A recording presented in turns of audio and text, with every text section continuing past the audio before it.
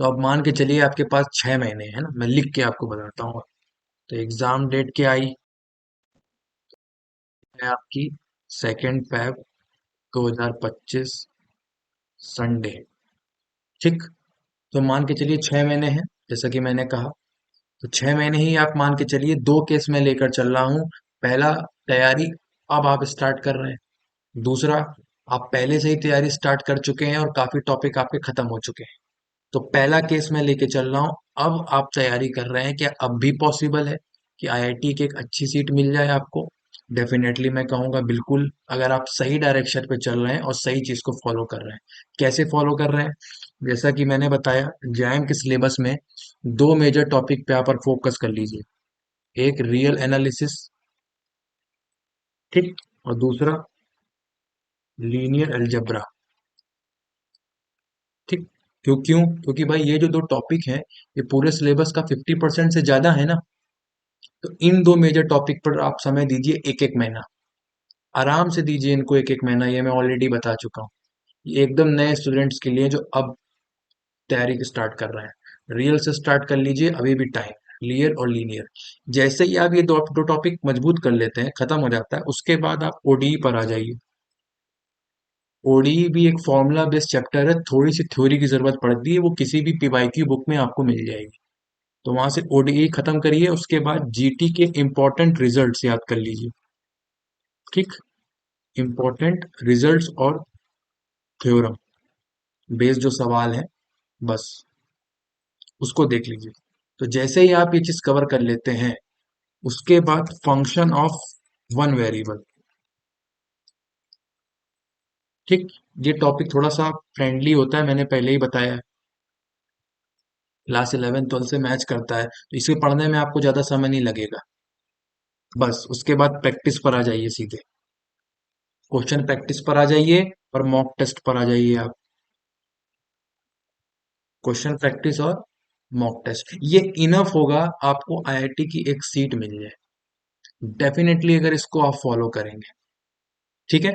और मैं question practice series भी करा रहा हूँ, टॉप 50 क्वेश्चन सीरीज, हर एक टॉपिक से जैम के सिलेबस में। वो ऑलमोस्ट 50 क्वेश्चन मैं इस तरीके से बना ही रहा हूँ ताकि हर एक टॉपिक आपका रिवाइज हो जाए। तो चाहे आप फ्रेशर हो, बिल्कुल तैयारी कर रहे हो अभी से, ऑलरेडी आप तैयारी थोड़ी बहुत कर चुके हो, तो भी ये बेनिफिट होगा आपके लिए। तो आप उसको फॉलो कर लेना। ठीक। उसको फॉलो कर लेना, हमारे चैनल को। और टेलीग्राम ग्रुप में हम डेली अपने 5 क्वेश्चन की पीडीएफ भेज रहा हूँ, वो आपको लिंक डिस्क्रिप्शन पे मिल जाएगी। वहां पे आपको अपडेट मिलता रहेगा।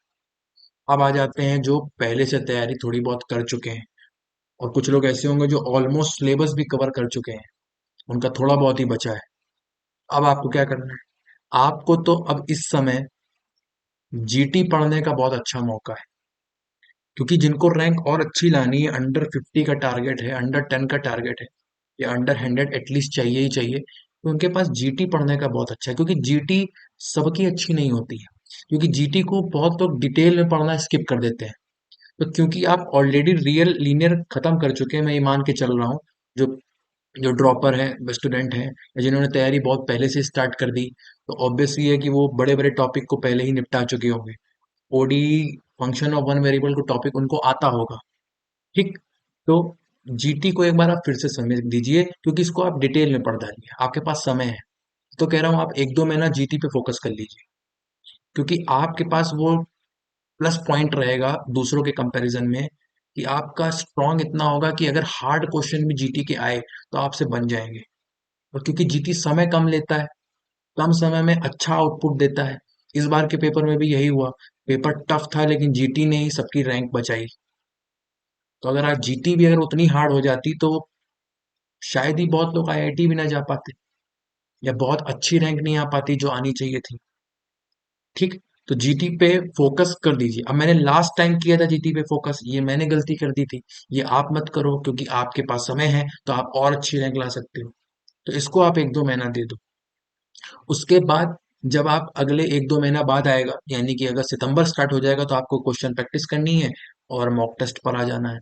फिर बस वही मॉक टेस्ट को एनालिसिस करेंगे, और जो नए बच्चे हैं वो उनके साथ आ गए।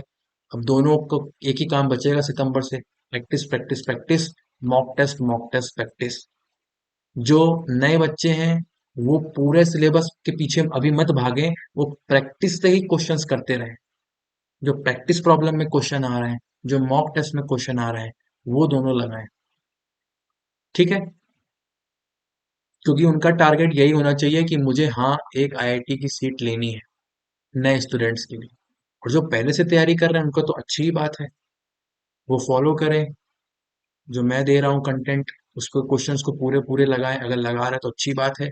टेस्ट वगैरह भी मैं बाद में देने की कोशिश करूंगा, एफएलटी। और अगर आप किसी कोचिंग इंस्टीट्यूट से जुड़े हैं तो वहाँ के डीपीपी मॉड्यूल वगैरह लगाएं। ठीक, तो इस तरीके से अपनी तैयारी को आप आगे बढ़ाइए।